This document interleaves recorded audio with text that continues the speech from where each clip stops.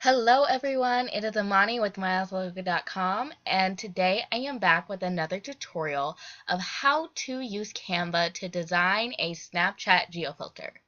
So today I'm going to be working on a filter for a wedding, and I want something that's going to be beautiful, elegant, and very clean and easy to use. So let's go ahead and get started. I'm going to be using custom dimensions because Snapchat has special requirements. So I already have the requirements in pixels, and that's 1080 for the width, and then the height is 1920.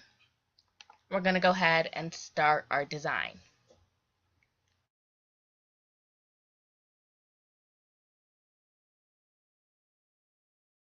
So first things first, what I'm going to do is kind of pick where I want to start. Now Canva has some layouts, and I don't usually start off with these, but you could do something unique. For a filter, of course, I want to leave the main part of the design open for the selfie or picture that's going to be used in Snapchat.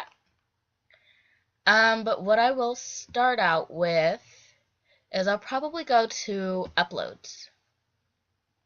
Now what I want to do is I want to upload one of my own images because I'm not working in Photoshop or another photo editing tool. I want to make sure that all my text works nicely in this area. So when you go to Snapchat.com, they provide you with templates that you can use for weddings and other events. But one of the things is with those templates, they're really quite honestly ugly and I don't like to use them, but also they break the rules that Snapchat initially set up. So when you go to their website, they'll tell you have certain guidelines, and they'll say that you have 149 pixel buffer, which is what I have here. Is I've created my own kind of buffer that I know is at least 100. I just rounded up to 150 pixels high, and I'll just go there. But I know like at least that much space I want to keep clear of important text. Did it? There. So I know that that space on my filter, I just want to keep clear of any important text. And so because like I said, I'm doing a wedding, I want to do something that may mix two different kinds of fonts. So I'm just going to look to see what they have here. Ooh, I really like this. This is something that's really classy, really kind of classic. I'm just going to go ahead and shrink this down to where it fits. And another thing to keep in mind is you want to keep space on the side of your filters. So even though technically this is correct, I don't want my text that close to the edge when I go to upload. So I'll probably move something like this. And because, like I said, this red is just for text, I can move my image down and around to kind of fit in there as long as all of my text in this filter is above that red area. So I'll probably do something like that. And then I might play around with these diamonds. So what I'm going to do,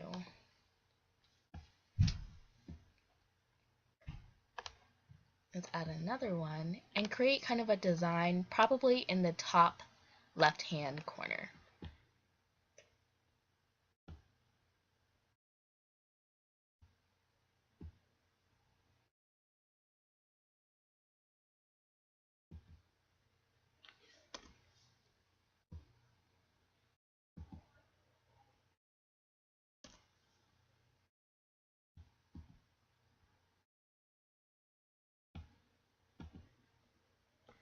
So I'm just going to go in and delete this text, and then let's see if I can edit this diamond anymore. Nope. Shrink it down.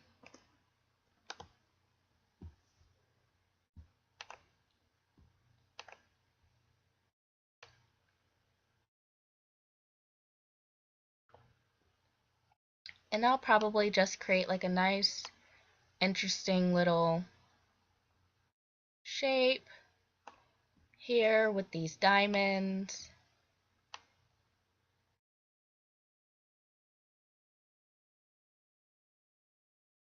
something like such.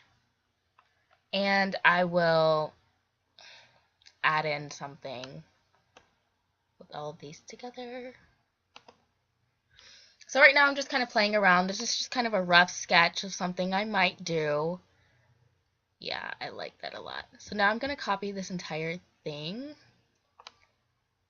And I'm going to make this into like a pattern, basically. So this is my pattern that I have, and this is going to go at the top of my filter, and I'm going to replace this red right here. This is my buffer. So I'm going to leave that for now, but actually I'm going to make it more transparent so I know that this is just my buffer. I'm going to take it down to a 3. Take this bottom one down to a 3. So it's very subtly there, and you can see it just barely, which gives me enough to keep it in mind for my text, but I'm totally, of course, going to replace it. Now, the color scheme is going to be a black and white, so what I might do is change this to a silver, which will coordinate nice with the current color scheme. So I'm going to have to go in to these groups and to these individual, let's see if it'll let me select them, the individual. So I'm going to go ahead and ungroup them and now go into the individual diamonds and change the color to a silver. And of course, if you're designing this for a business or a brand, you want to make sure that you have, or even a wedding, you want to make sure that you have the exact colors that they're using, the exact color hex code, or get the CMYK numbers. You want to make sure that they use on the invitation or that they use for their business or brand, and make sure it matches exactly and looks really nice. It helps everything to be more cohesive and just look more professional and finished when all of the colors are the same and not just kind of similar and almost matching. When you have an exact match, it pulls the design together.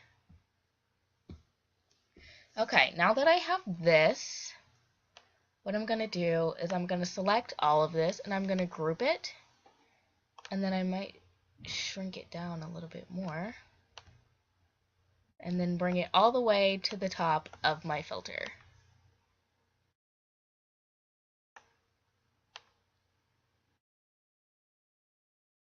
And I just want to have this nice pattern kind of repeating itself at the top, creating a nice border along my filter. So there we have that.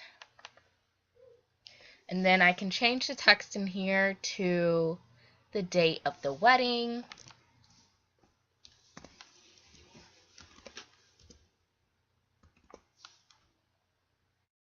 I can change these names to the name of the bride and groom.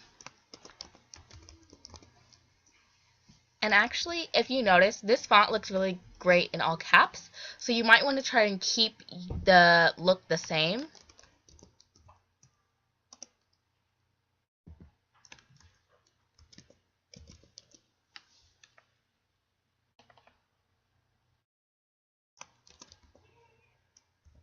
And not change the design too much. Now that I have that and I've changed my text, I see now that this first name is getting cut off. So again, I want to either resize, which I will do, and I'll also move it slightly so that I can make sure I have plenty of room. I'll bring the color back up on my buffer, which I'm using as my guides. The text is still above it.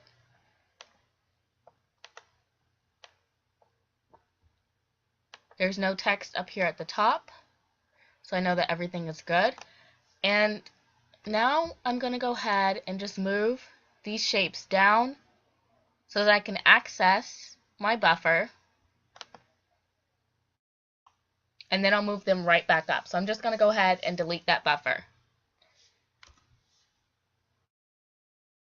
Now I can move my shapes right back up to the top, exactly where they were, with no fear of accidentally saving this and having my buffer behind. That's one of the easy mistakes you can make, is forgetting you put your buffer there, and then on your final design you have this weird light red box, and that's something you definitely don't want to forget.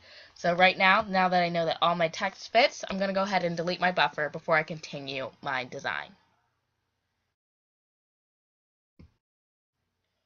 Okay, now we're going to get into the really kind of nitpicky detail parts, and right now I have my zoom on this Canva image at 33% so I can see the entire thing. What I'm going to do now is zoom in, because we want to beware of text. Text is kind of the most important thing when you're designing a geo filter that you want to keep in mind. With Snapchat, you want to remember that this is going on to someone else's picture, so you can't always predict the background as if you were creating graphics for Facebook or another social media. You usually have your photos already picked out, but with Snapchat, because it's so organic and authentic, the images come from anyone wherever they decide to take a picture using this filter. That's, the background that your graphic is going to be displayed on. So with this text down here, right now I'm at a 7-point font, which is super, super tiny, even for normal graphics, and it looks great in this image we've created. But what I want to do is bump up the size to at least, I would do it at least to a, I'm going to go to, it's not letting me go past a 9.2, I think because of the constraints in this graphic, but I want to get it as large as possible, and I want to make sure that I keep them both matching. 9.2. It's not allowing me to do bold, and it's already bumped down this wedding. Ugh. So it looks like we're going to have to go with, let's see if we can, we might have to settle for 8.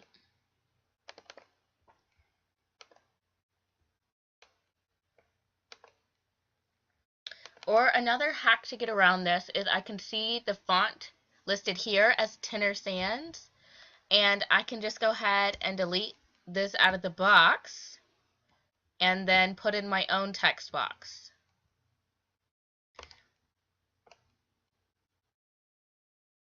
So I'll just drag text box on here. I'll go back to that Tenor Sans font.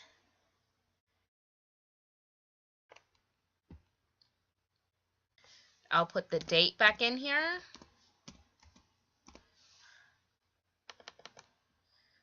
And now, of course, I can use a larger font size. And I can just kind of guess and estimate where the date was. And of course, when I click back on the image, it'll show me, nope, the box was slightly lower.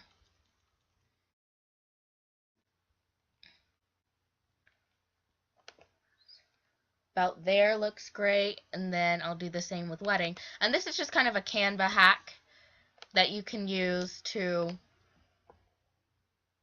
get text exactly where you want to place it and exactly the size that you need it to be.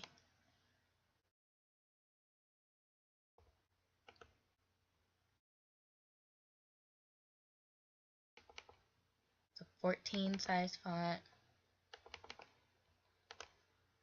Make sure it's at 14.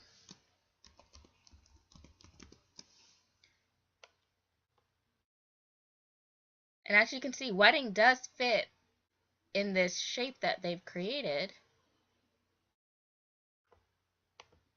in a larger font. It just requires a little bit of tweaks.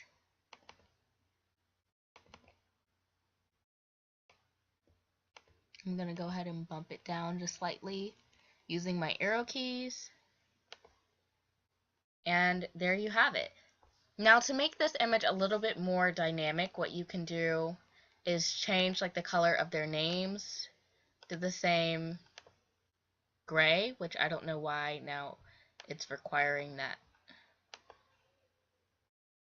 the text be smaller, but you can always resize the text and put it in that silver. And now when you just zoom out, you've got this silver at the top, black text, everything looks great. So now I'm just going to go ahead and download it. And you want to make sure that you download it in a PNG or PNG file format. This allows you to have a transparent background instead of a white, which is very important for your filter because if it has a white background, you won't be able to see your image in Snapchat. So before I do that, I just make sure I double check that I have both of my buffers and they're deleted and not on my file anymore. And I go ahead and save my image.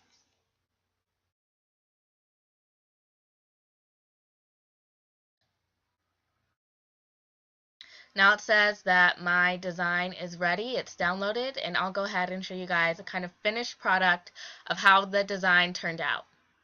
If you have any questions, you can go ahead and leave them in the comments below. Be sure to like, share, and subscribe this video. Also, if you found some really interesting, cool designs, I'd love for you to share them with me. If you only have Photoshop, I will be happy to share a tutorial with you next week on how to create a really cool, interesting, dynamic Snapchat filter in Photoshop. So stay tuned. I'll see you guys next time.